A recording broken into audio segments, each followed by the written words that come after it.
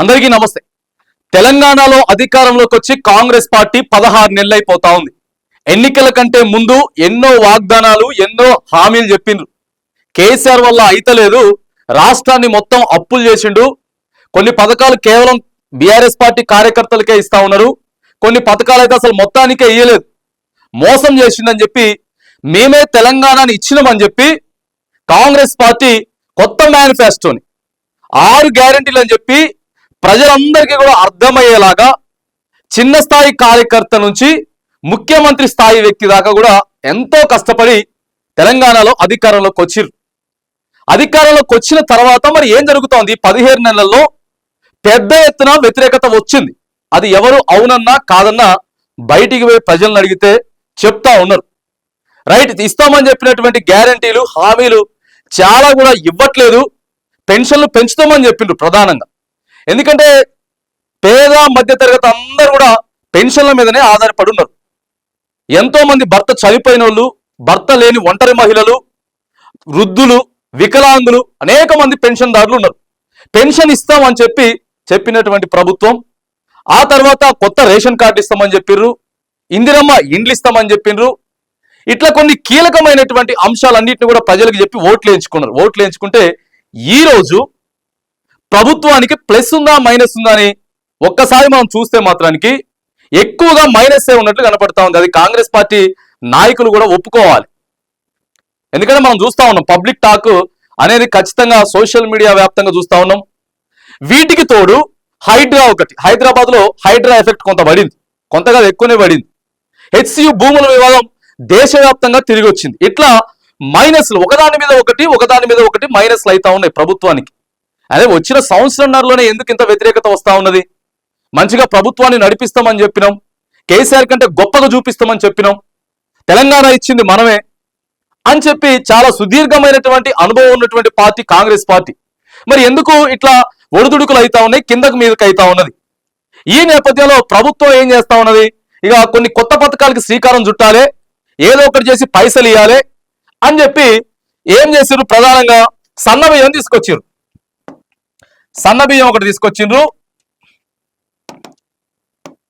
సన్నబియ్యంతో పాటు కొత్త రేషన్ కార్డులు కూడా ఇస్తామని చెప్తారు. కొత్త రేషన్ కార్డులు అన్ని కూడా రెడీ అయిపోయినాయి.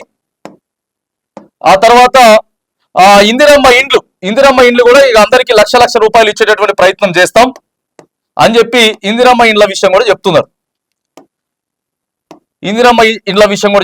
దీనితో పాటు ఏం చేస్తున్నారంటే at the same time KCR ని కూడా చూపించే ప్రయత్నం చేస్తాం. దీనికి ఏం చెప్తా ఉన్నారు? డబుల్ బెడ్రూమ్లు కేసీఆర్ ఇవ్వలేదు, కొత్త రేషన్ కార్డులు ఇవ్వలేదు, సన్న బియ్యం ఇవ్వడం కాలేదు. సో వీటన్నిటి ఉన్నటువంటి మైనస్ ఏదైతే ఉందో ఆ మైనస్ ని ప్లస్ చేసుకునేదానికి ప్రయత్నం చేస్తా ఉన్నారు మంత్రులు కానీ, ముఖ్యమంత్రి గారు కానీ, ఎమ్మెల్యేలు కానీ. మరి ఇది ఎంతవరకు ప్రజలు నమ్ముతారా ఇవన్నీ కూడా? అంటే ప్రజలు ఇప్పుడు ఇన్ని రోజులు ఏం చెప్పినాం? సంవత్సరం రోజు ప్రభుత్వం ఏం చెప్పిందంటే కొత్తగా ప్రభుత్వం ఏర్పడింది, అప్పులు ఎక్కువ ఉన్నాయి, కుండ మొత్తం ఇక్కడ ఖాళీగా ఉన్నది, ఏం లేవు, లంక బిందెలు వస్తాయని చెప్పేసి అంటే ఇక్కడ ఉత్త మట్టి కుండలే ఉన్నాయి, బాగా అప్పు ఎక్కువైపోయింది, 4-5 లక్షల కోట్ల రూపాయలు కేసీఆర్ అప్పు చేసిండు. మరి ఇప్పుడు ప్రజలు ఒక సంవత్సరం చూస్తారు, ఓ సంవత్సరం కంటే ఎక్కువ చూడలేరు కదా ప్రజలైనా సరే. మరి ఏమైపోయిందని చెప్పి ఇప్పుడు క్వశ్చనింగ్ చేస్తా ఉన్నారు. క్వశ్చనింగ్ చేస్తున్నటువంటి నేపథ్యంలో ప్రభుత్వం దీన్ని ఎట్లా ప్లస్ గా చేసుకుంటది? రాజీవ్ యువ వికాసం అని చెప్పి అదొక పథకం కూడా తీసుకొచ్చిర్రు. అది ఆన్లైన్ ప్రక్రియ నడుస్తా ఉన్నది, నిరుద్యోగులంతా కూడా అప్లై చేసుకుంటా ఉన్నారు. అదే సన్న బియ్యం ఖచ్చితంగా ఇంప్లిమెంటేషన్ జరిగి రేషన్ షాపులు అన్ని ఓపెన్ చేసి ఎక్కడ నో స్టాక్ బోర్డులు పెట్టకుండా బాజాప్తా ప్రభుత్వం ఏదైతే సంకల్పంతో మొదలుపెట్టిందో ఆ సంకల్పానికి కనుక కంటిన్యూ చేయగలిగితే, ఈ సన్న బియ్యం ఏదైతే ఉందో కంటిన్యూ చేయగలిగితే ఖచ్చితంగా కొంత ప్లస్ లోకి వెళ్ళిపోతారు. తర్వాత కొత్త రేషన్ కార్డులు కూడా మొత్తం ఇవ్వబోతా ఉన్నాం. ఈ కొత్త రేషన్ కార్డులు కూడా ఇస్తే ఇక్కడ కూడా కొంత ప్లస్ అవుతుంది. ఎందుకంటే ఇవి ఎప్పటి నుంచో పాతుకుపోయినటువంటి సమస్యలు తెలంగాణలో. ఆ తర్వాత ఇందిరమ్మ ఇండ్లు, డబుల్ బెడ్రూమ్లు ఇచ్చిర్రు, ఎక్కడో ఊరు చివరన కట్టి బీఆర్ఎస్ పార్టీ కార్యకర్తలకే ఇస్తా ఉన్నారు. మీ ఇష్టం వచ్చిన జాగాలో పెట్టుకోండి, మీకు 5 లక్షల రూపాయలు ఇస్తాం అని చెప్పి ప్రభుత్వం చెప్పింది. ఇవి కూడా ఇస్తే, ఎందుకంటే ఇవన్నీ కూడా 100 రోజులలో చేస్తామని చెప్పినటువంటి పథకాలు, హామీలు.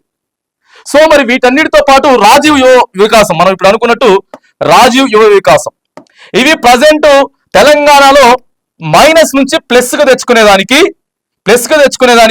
ప్రయత్నం చేస్తా ఉంది ప్రభుత్వం. ఈ 4 ప్రస్తుతం హాట్ టాపిక్ గా ట్రెండింగ్ గా మారుతా ఉన్నాయి. సన్నబియ్యం, కొత్త రేషన్ కార్డులు, ఇందిరమ్మ ఇండ్లు, రాజీవ్ యువ వికాసం. వీటితో పాటు మరి పెన్షన్లు కూడా అతి త్వరలోనే పెంచుతామని చెప్పింది ప్రభుత్వం.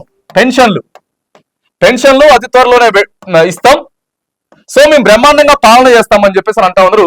వీటన్నిటిని పర్ఫెక్ట్ గా ఇంప్లిమెంటేషన్ చేయగలిగితే ఖచ్చితంగా ఇప్పుడు ఉన్నటువంటి మైనస్ ఏదైతే ఉందో ఆ మైనస్ మాత్రానికి ప్లస్ లోకి వెళ్తుంది. సో ఇక్కడ మనం అదే చెప్పినాం, మైనస్ ని ప్లస్ చేసుకుంటారా ప్రభుత్వం గాని కాంగ్రెస్ పార్టీ నాయకులు గాని? ఈ పథకాలు ప్రస్తుతం ట్రెండింగ్ లో నడుస్తా ఉన్నాయి.